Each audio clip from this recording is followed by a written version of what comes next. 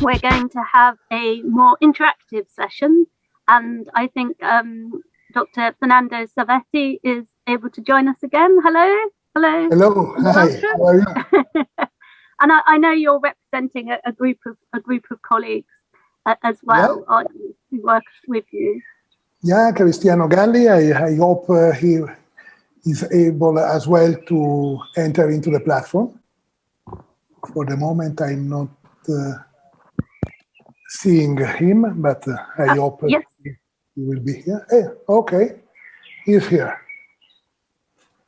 Hello. Hi, everyone. Hi. Hi, Fernando. Hi, Cristiano. Okay. So, do you think, Imogen, that we can start sharing? Yeah, absolutely. I'll put myself on mute, and but I'll be here if you need me. I'm looking forward to the Thank session. you so much. So I start sharing my screen also on behalf of Cristiano. Let me open this and allow also for some shared sound so we can start. And first of all, welcome all into our escape room. And when I'm saying our is a very extensive meaning, means you are part of the room. Because today with Cristiano, we are expected to share all the challenges that we faced in order to develop this online escape room. As we will see in a few moments, we started brick and mortar. We started really into a physical environment. And then, mainly because coronavirus, we had also to develop an online solution. So let's jump quickly to take a look to all the team involved. Today with me, my name is Fernando, there is Cristiano, another Italian pronunciation, so Cristiano Galli, or easier, Chris, and for me, Fer. Then Rox, or Roxanne Garner, Rebecca Maynard, and Barbara Bertagni. Those last three colleagues of us cannot attend today because otherwise we would be too many into the platform and too long to have all talking and sharing with you what we did. But anyway, in case of interest, in case of further questions, please feel free to write to all of us. And the all of us are not only Cristiano, myself, Barbara, Rebecca, Roxanne. There is also Jenny Rudolph, and there is Giancarlo Magarucci. Giancarlo is the man with the boy. Cristiano is the other from the Italian Air Force. Both the two were military pilots. Roxanne is the lady in white. She is an OB, obstetrics and gynecologist. Rebecca and Jenny are the two from the operating room. Is a simulation or a simulated operating room because all what we do today, also Barbara and myself, is simulation. Same for Cristiano. We are delivering simulation, advanced immersive simulation into physical or phygital environments, brick and mortar plus a lot of virtual or digital objects to interact with.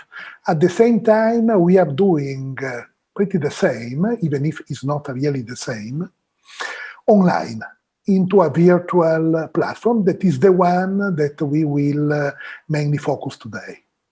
With something very specific. We are used to work goggle-free. We skip goggles, glasses, head-mounted displays, and other wearable joysticks. or wearable helmets like gloves and so on, because we try to reach a very natural simulation experience every and any time.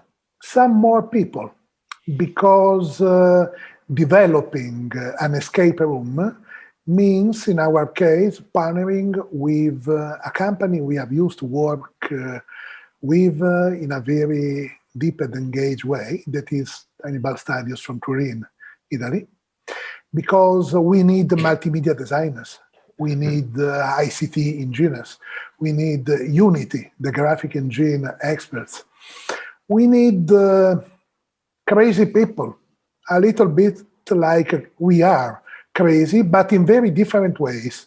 So at the end, we are a very diverse team.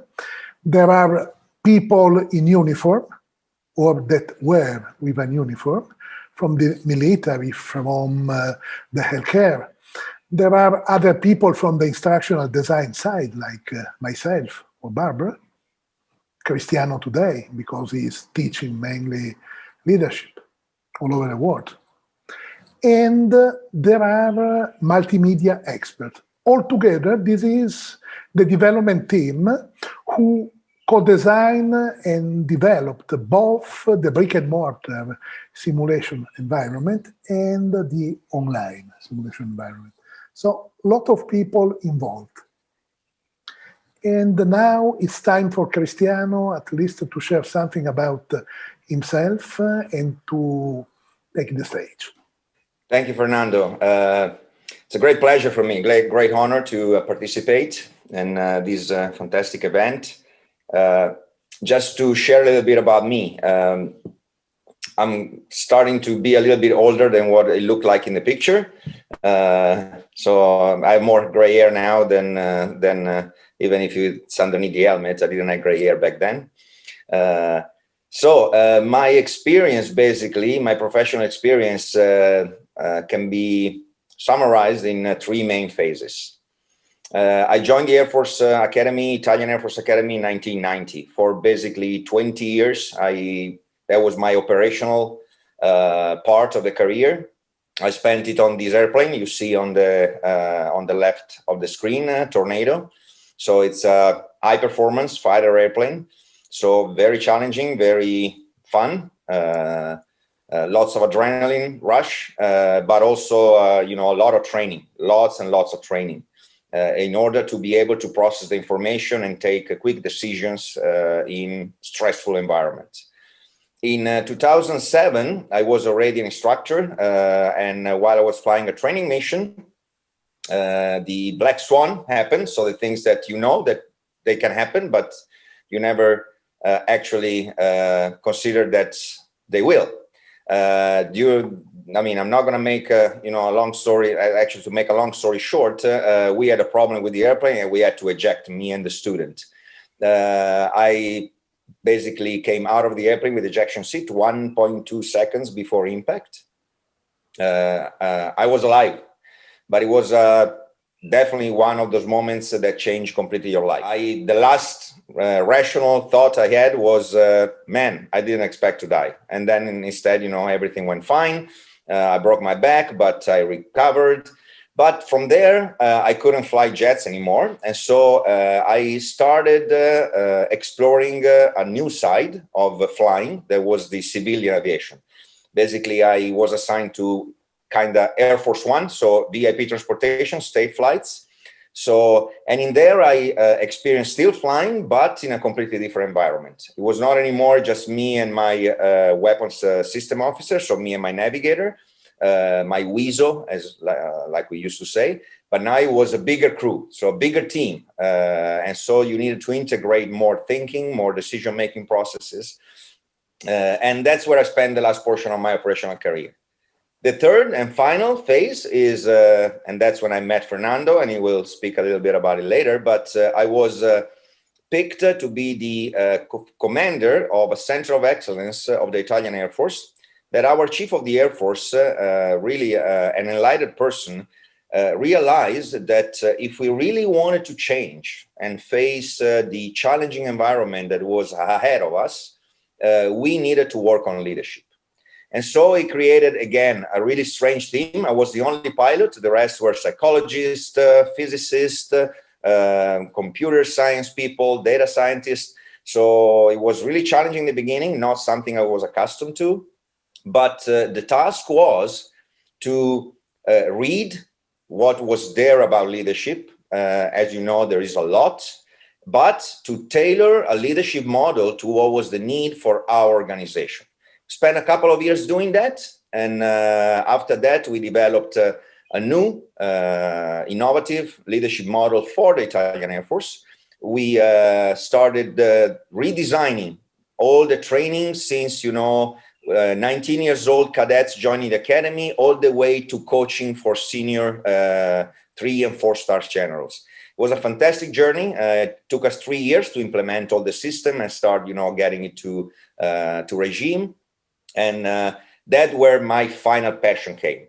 After that, I was so much involved into this new training and instructional designing and the leadership development that I was offered a cadre here in the UAE, in Abu Dhabi, to do the same thing basically with the Emirati Air Force. And I came here in 2019.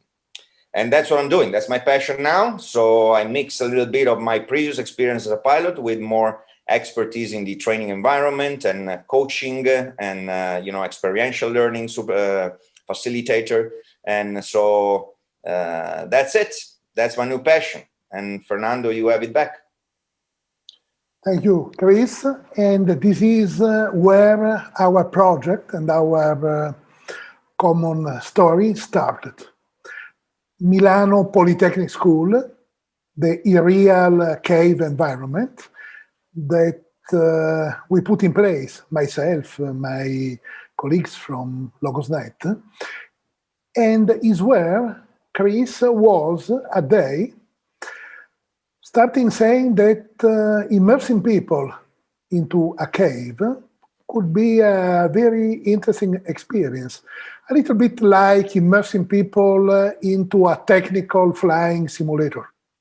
So we started trying to figure out how to design an experience, an escape room, in order to have people from the military as well as from the civil world facing challenges, because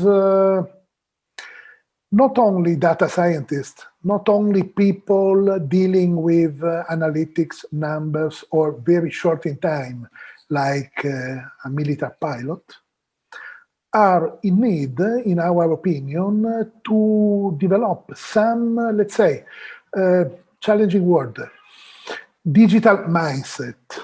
That is something that is something more than understanding something about ICT.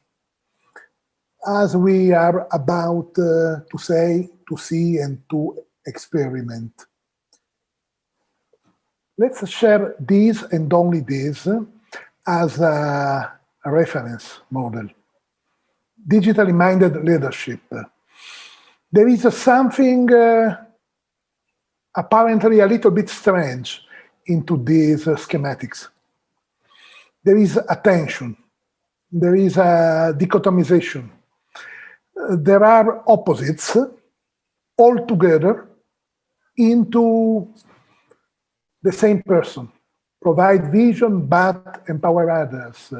Give up control, but, or yet architect the choices. Sustain, but disrupt. Rely on data, but trust your intuition. Be skeptical, but, or yet open-minded.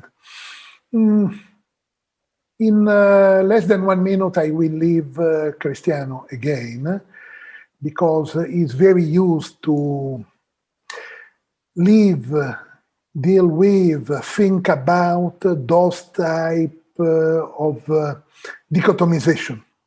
Let's say that a digitally minded leader today is in need to try to take under control those very different aspects in order to face a very volatile, uncertain, complex, and ambiguous world.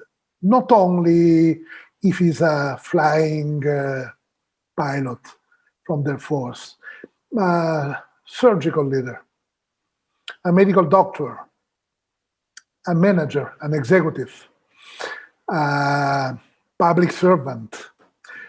The world is complex, is ambiguous, is volatile, is very complex, really complex for the all of us, basically. And so experiencing some troubles into an escape room, a highly digitalized escape room aimed at developing our digitally minded leadership could be of a greatest benefit for many of us. To close quickly with my introduction, I had the chance with Cristiano and also with other colleagues from the Cristiano formerly job in Florence, where they have in Italy one of the schools for the officers from the Italian Air Force, to work about a digital mindset for the Italian Air Force. So I had the chance to try to merge what I learned from the civil world with something that I'm starting learning from this totally new world for me. This is another word I'm used to deal with and to deep navigate, telemedicine, not because I'm an healthcare guy, only because I am an instructional designer dealing with simulation. Third, what I'm doing since 1996, organizational behavior, leadership development, mainly within corporations and mid-sized companies, usually with operations worldwide.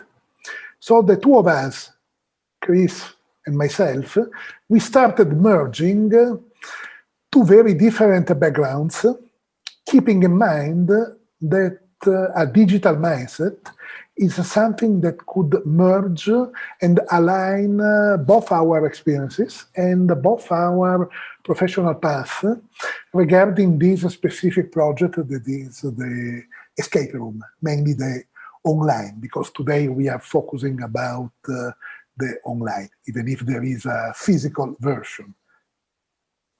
Cristiano, it's on you. Thank you, Fernando. So before introducing this, I want to, just tell everyone, if you have any questions, any doubts, any insight you want to share, just don't wait for the end. I mean, we're going to have a Q&A time at the end, but if there is anything you want to say and, stimulate any kind of discussion, please just feel free to just raise your hand or jump in and interrupt, and we're perfectly fine with that. Actually, that's great. Why pilots? Pilots used to be a job that was much related to actual motor coordination. So like flying a machine that was difficult to fly. The more and more technology came into the business, so the more advanced airplanes became, the more piloting was getting from a motor coordination perspective easy. I mean, you see an airplane like the one I showed you before, and for you, obviously, it looks like, for somebody that doesn't know how to fly, it looks like something really difficult. Actually, flying a tornado is fairly easy. So if you know how to fly, when I did after my pilot training school in the States, when I went to Cottesmore in the UK to learn to fly the Tornado, during the first mission, you land by yourself. So the airplane is easy to fly.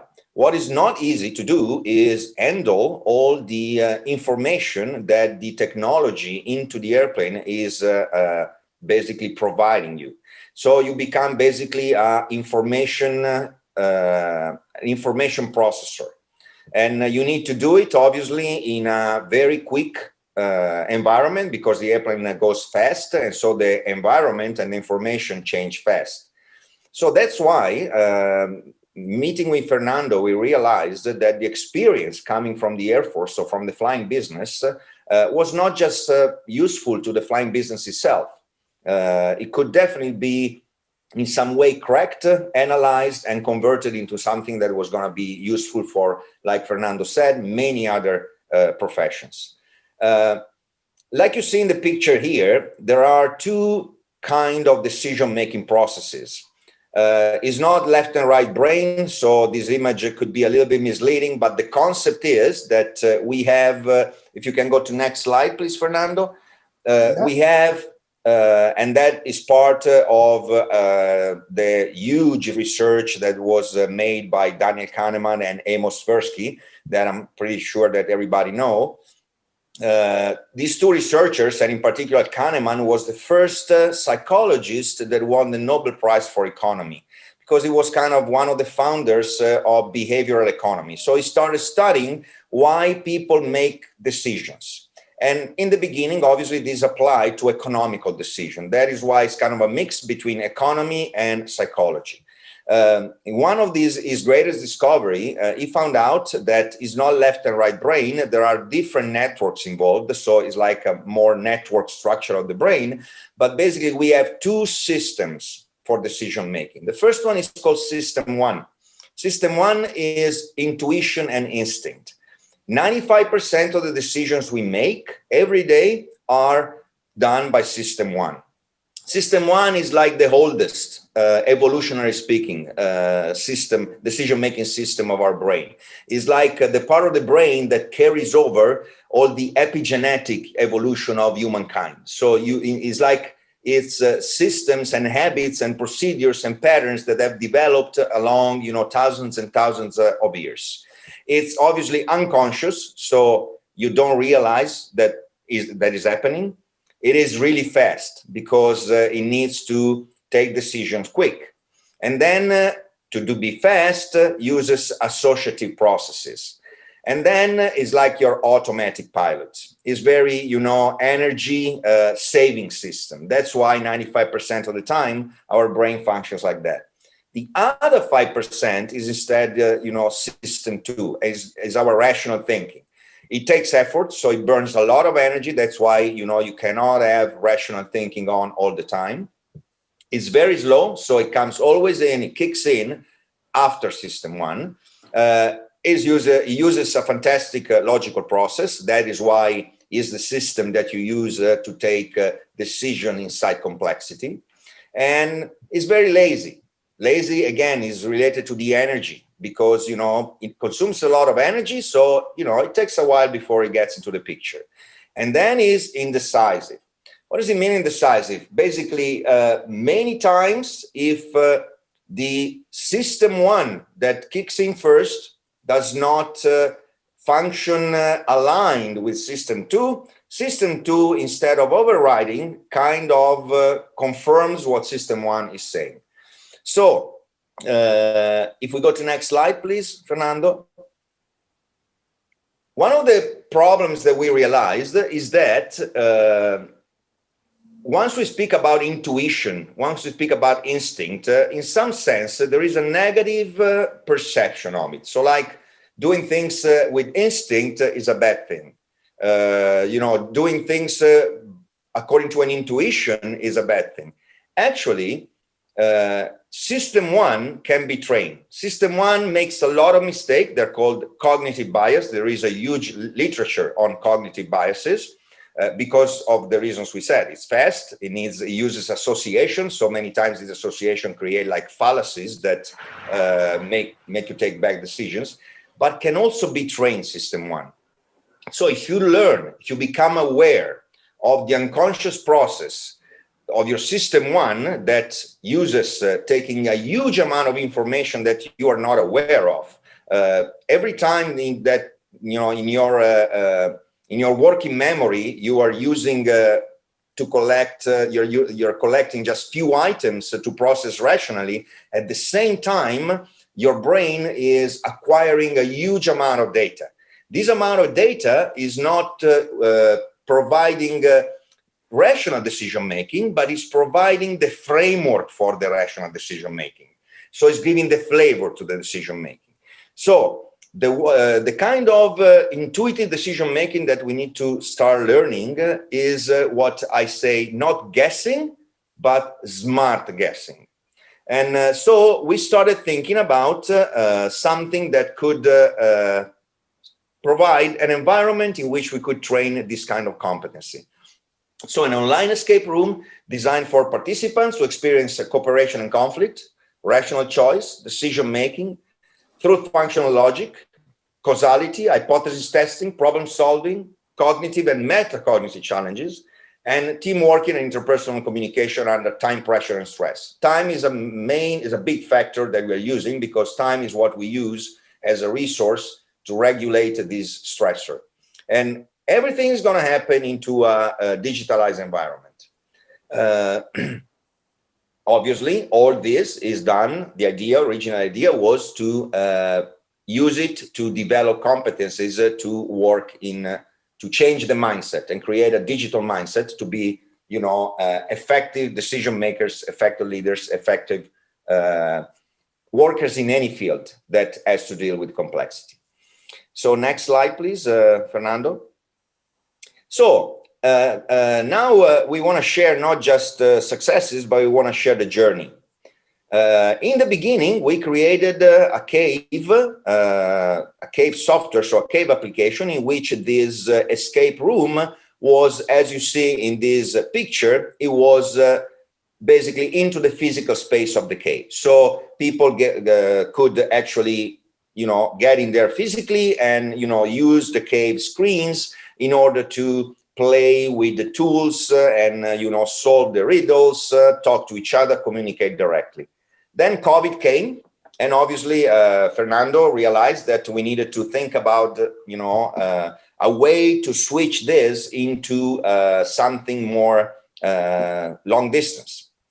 And so in the beginning, we superficially, system one, thought, well, easy.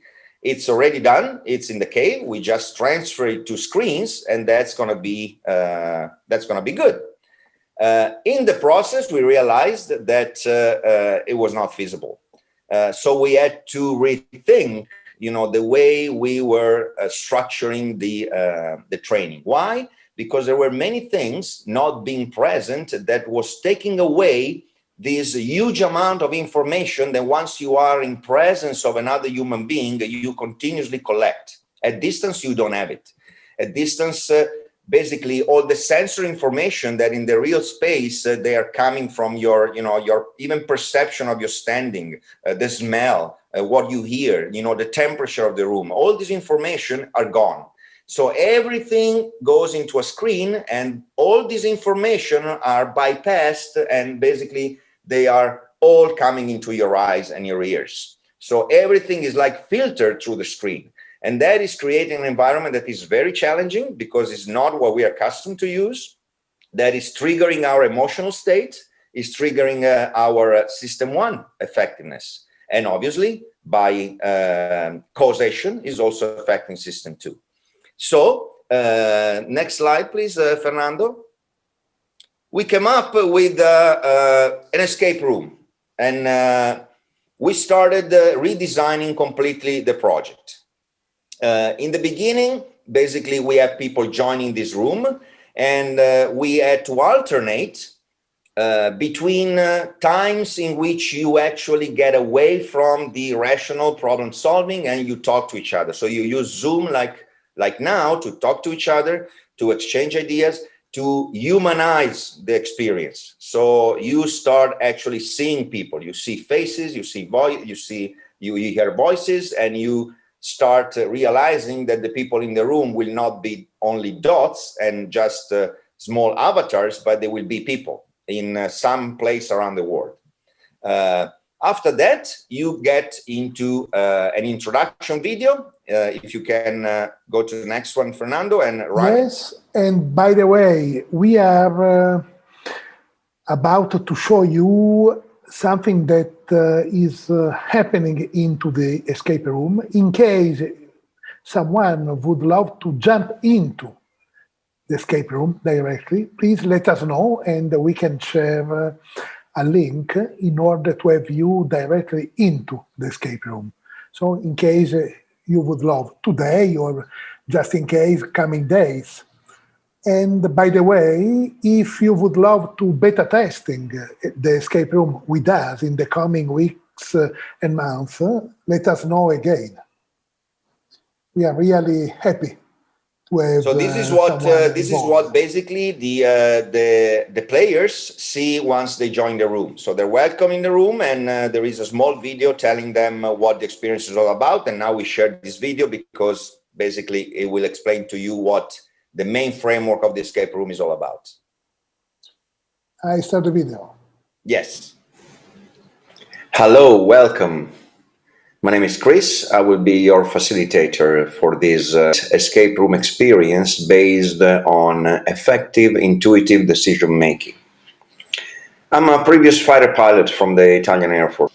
And what I learned in my experience is that there are two ways that you make decisions.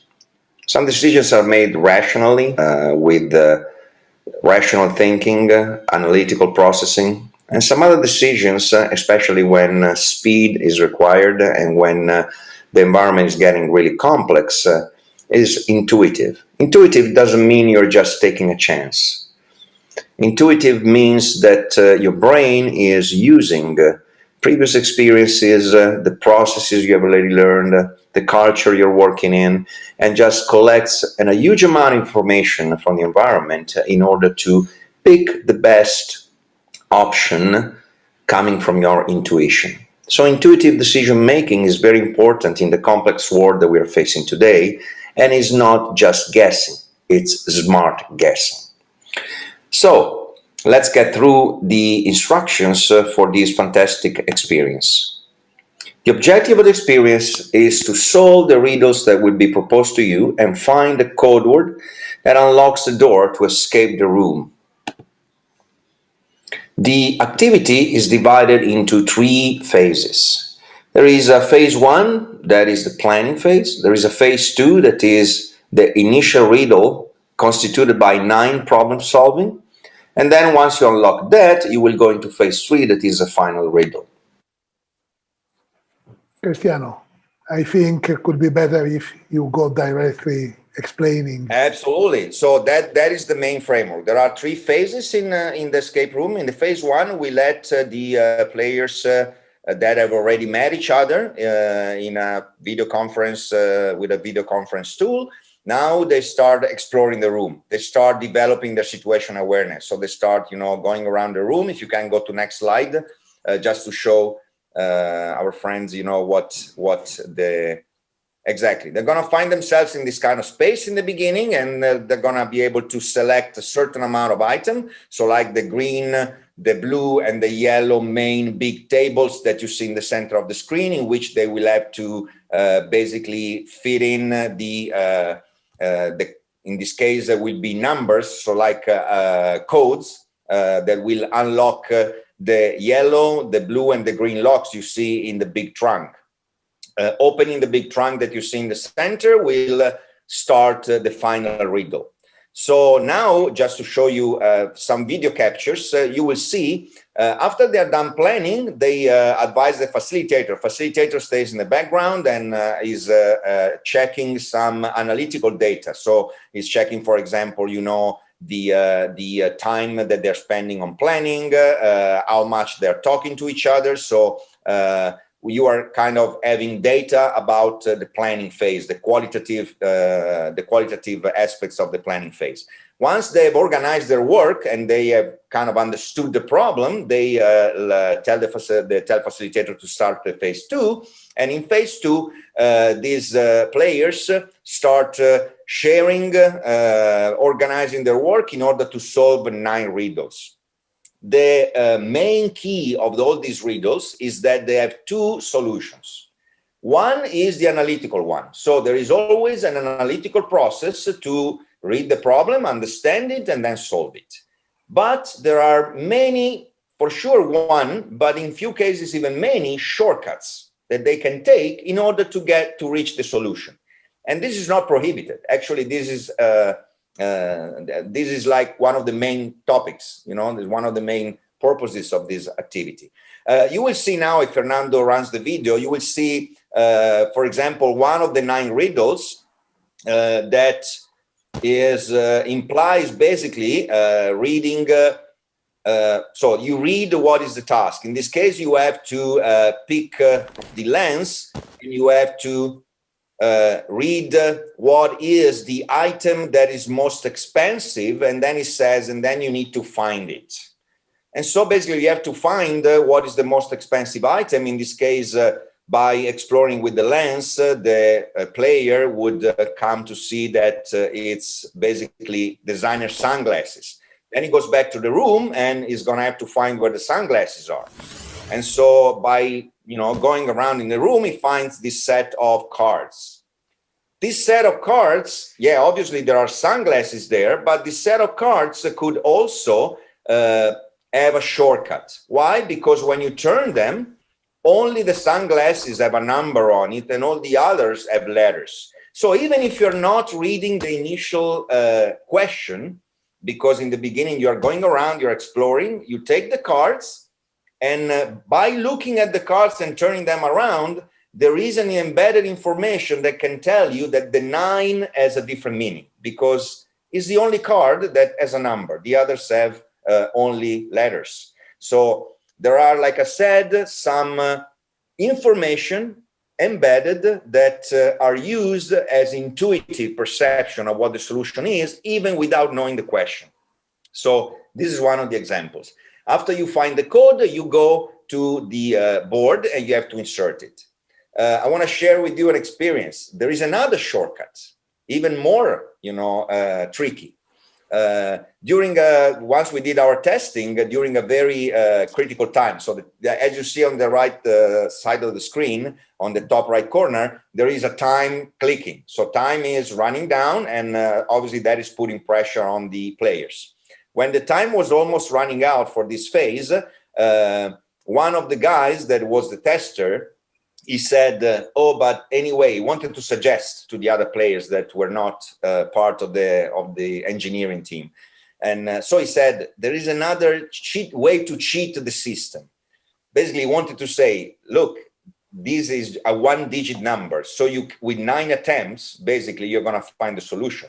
Because once you put the right one, you're going to hear a clicking noise. Well, people were so stuck, in the analytical way of solving it that nobody wants to get, to this kind of solution and shortcut, even though it was never prohibited in the rules. Okay, so this is again cultural bias stopping us, and the analytical processing that once we get in, it completely focuses our attention and it prevents us from processing the other options that are there. It was not prohibited, it was a good idea, but because the word cheating was used, that created a bias that prevented the people from actually using the shortcut. There was actually a solution.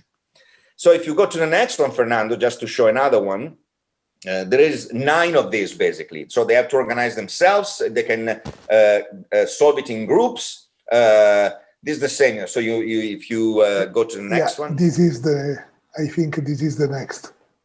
Yeah. So in this one instead, you will see, this is a different one. Basically, what it's telling you is that you need to see what are the states of US that are bordering Canada from west to east. And then you have to look at the plates that are over there. And in the plates, there is a message. As you can see, so he's checking, so first of all, he has to find a map of US and Canada. They can use whatever they want. They can also use Google. They are at home, so they are provided this map, but they could also search on Google and go find a different solution. There is no limitation in the tools you can use. As you can see, they are proceeding. This is the analytical process, okay? So it's checking, okay, what is the first state? Let me go find the plate and let's read what's on it. Now, the shortcut here is that during the exploration of the room in the beginning, you as a player, maybe your attention was caught by the fact that there is a whiteboard that you can interact with. Because all the tools that are useful for the solutions are inside. Basically, you can select them. And so while you are doing this analytical process right now, your intuitive brain could tell you that once you start seeing clean the white, so as soon as you go to white, you know that the next word is going to be board because you saw it before and you saw that there is an eraser on the whiteboard.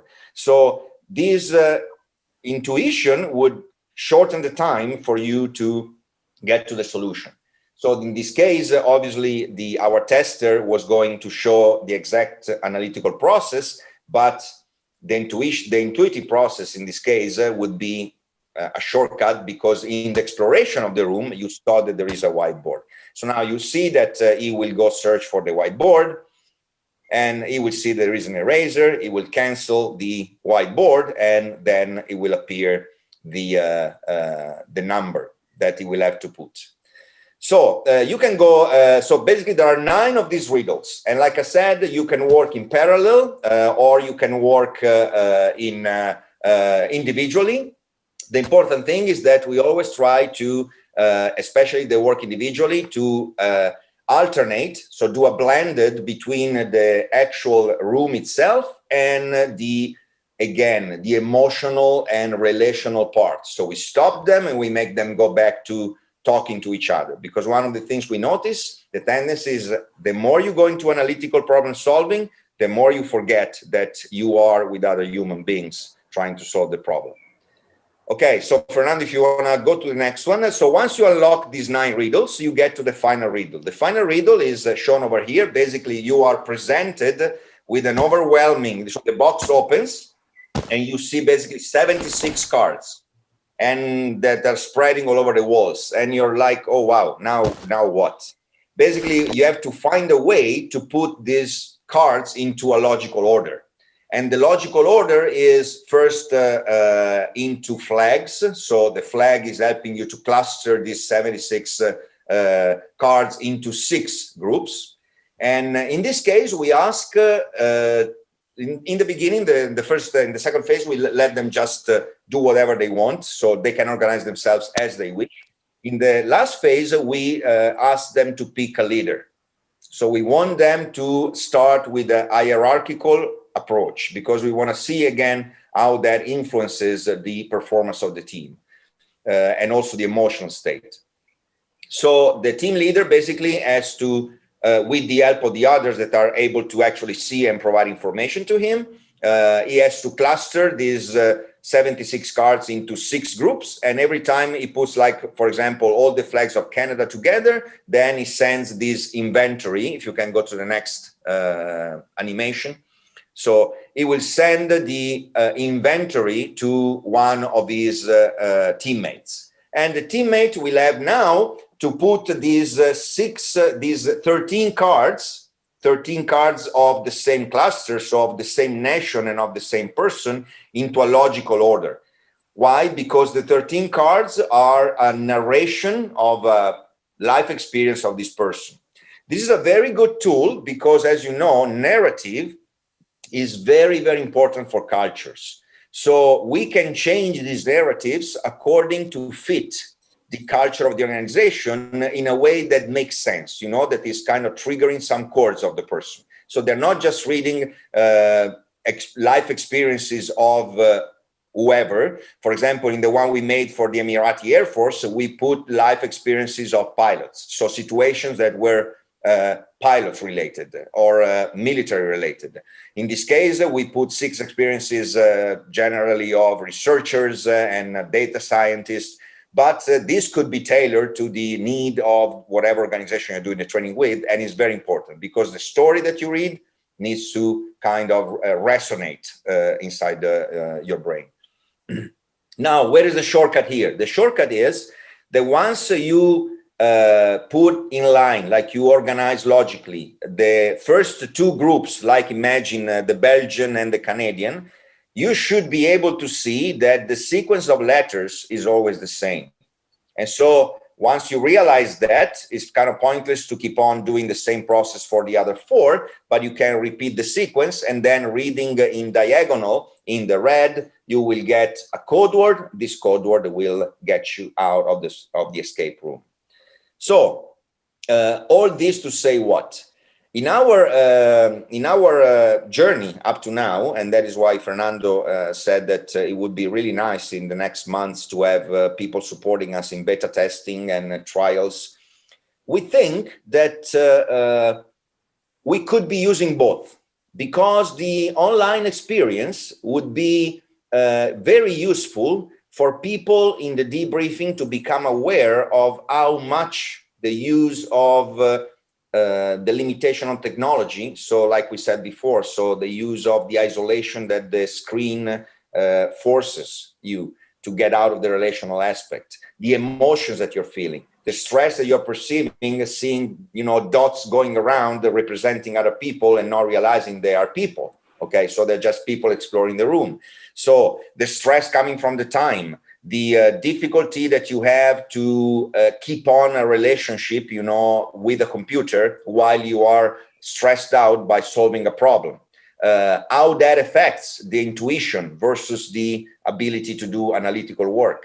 So all these things could be created, generated during the online experience, then debriefed, and then the lessons learned from this, they could be used in the real cave, you know, with a physical experience and actually trying to see the differences. Because, you know, in my experience, I saw the conference that was going on before us. It was about mindfulness. Now, it could seem funny that you hear a pilot speaking about mindfulness, but that's what we did with our officers. And I guarantee you that, you know, from people coming from the movie Top Gun, not the second one, the first one in the 90s, you know, sitting down in a room and doing mindfulness, in the beginning, it was kind of challenging, culturally speaking. But that's the key. Awareness, so becoming aware of ourselves and how we function, our brain decides what the cognitive biases are and how they apply, where they trick us, where they become instead, you know, some kind of leverages to take better decisions, is fundamental. So and especially now that COVID has pushed so hard on the long distance, we are losing it. We are losing something that is there and is there unconsciously. You know, we process terabytes of information every second, and that is used by System 1 to make smart decisions, because, you know, this system has kept us alive, you know, up to now, and so is very effective in certain things. But, you know, the long distance is taking that out. And so we need to find a different way to still, you know, get back into awareness of this system. So it's like becoming aware of System 1 that usually is unconscious. So I think, you know, that's it on my side. And Fernando, if you have any points to make, if not, you know, or other guys, you know, or ladies or anybody that is connected, if you have any comments, I'm available.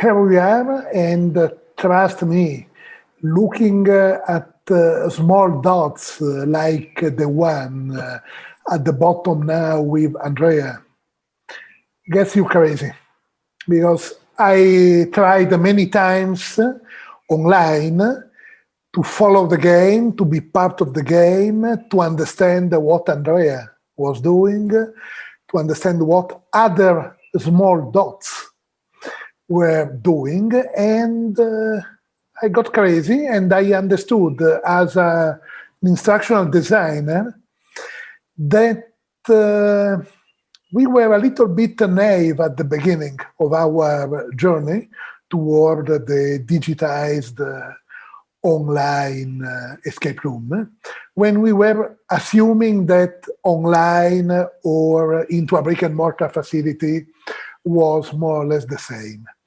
With Chris, we understood step by step that we need to be instructional designer in two very different ways in order to be able to design something effective for the real world and for the virtual digitalized world. This is part of what we are trying to do. And because I know that many of us are also from academic institutions and research centers, please feel really free now or in the following days to let us know if someone is willing to jump into the platform, or better, if someone is willing to perform some beta testing.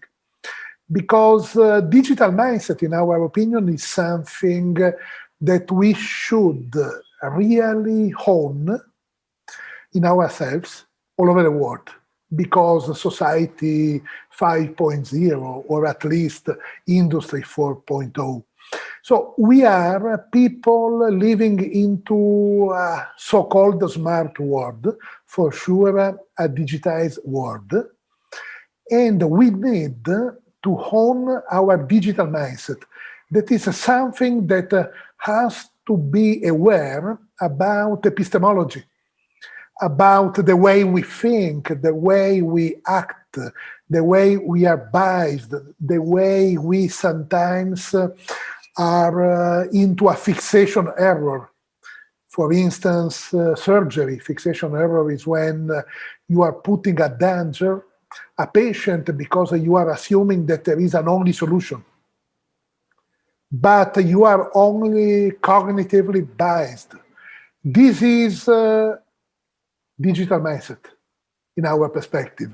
And this escape room is a way to perform better our daily tasks as professional guys, from the civil as well as from the military, from the healthcare as well as from the corporate world. Just last slide, because this is the platform waiting for you, just in case. Please take into consideration one of our applied research outcomes. Being a virtual leader means something really challenging to the all of us. And we started writing or reading or thinking or experiencing again all the field related to leadership.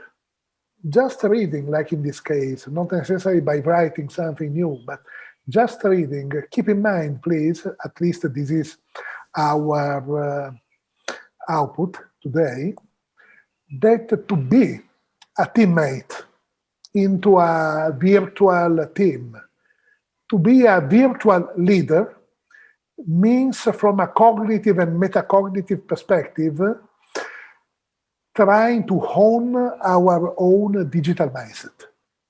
This is at least one of the key messages we would love to share with you guys today. And I'm really thanking you, also on behalf of Cristiano. Same for me. Great pleasure. Thank you both very much for a very interesting talk and demonstration. And if anyone, we have some time for questions. So if anyone has questions, if they could put those into the Q&A box or into the chat box. And while people are doing that, I've got a question I'd like to start with. I was really interested to see this, and having sort of experienced a number of leadership courses, I was wondering if in the escape room you envisage it being an open or closed cohort. So would they typically be people who maybe know each other or worked together before, or might they be complete strangers when they first come together to have this digital experience? Chris, what do you think?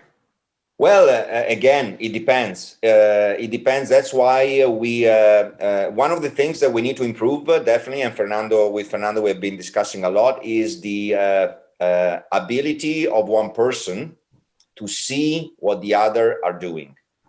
Because without that, in the escape room, you get hyper channelized on your own task, and you completely forget. Not only you forget, but you miss exactly all those, let's call it, analogical information coming from the environment. Once you do it, once you play in the cave, like I said, you smell, you hear, and you're not conscious. Maybe you're solving a problem and you hear somebody chatting at distance, another group that's solving another task, and from that you're deriving information that you're using in your own task. So that is something that we're still developing. So we need to increase the level of awareness of a person about what others are doing. Talking about leadership, that's why we decided to use like a more open decision on the kind of leadership they want to exercise in the initial part. So they can use a collaborative one, or they can completely split, or we let it completely open. And that is because that is kind of fitting the fact that people don't know each other, so in the beginning it's kind of difficult in a team that, in people that don't know each other to just pick a leader and be very directive. Once you do the experience of phase 2, so the first 9 riddles, we stop, we go back to the chat room, and then we kind of process that event, let's say, in order to put them more into a challenging situation that is now you choose a leader. So now you go from a networked structure of leadership into a, top-down hierarchical structure, at least in the beginning. But again, that can be changed according to the kind of people you have in the training session. Because if you have instead maybe a team that is actually already working together, you can definitely focus on other things. And then according to the kind of leadership that is in the team and is promoted, you can shift this kind of leadership challenges for phase 2 and phase 3. That is something flexible. You can adapt it. Let's say, just to add something, I saw into the chat there are some people interested in beta testing and jumping with us into the platform. And thank you for your interest, and we are more than happy to be with you in a few days.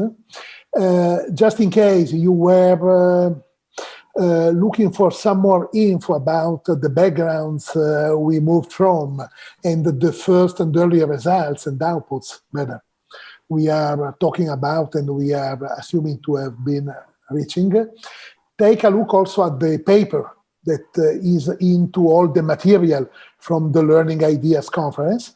This is just the abstract. It's very small.